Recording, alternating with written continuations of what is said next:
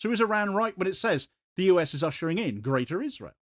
If you treat that phrase as a literal statement that Washington is committed to the full Nile to Euphrates fantasy, then the evidence is perhaps a bit thin, and the geopolitical obstacles are quite obvious there. But if you treat it the way Araqchi seems to intend it, as a shorthand for a region being remade to suit an Israeli security and expansion doctrine under US protection, then it looks a lot less like propaganda and more like the blunt version of what the official communiques delicately avoid saying.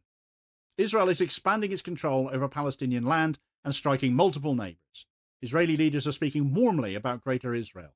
The US is providing the weapons, the intelligence, and the legal shield that makes it all possible, while ripping holes in the very legal order it claims to be defending.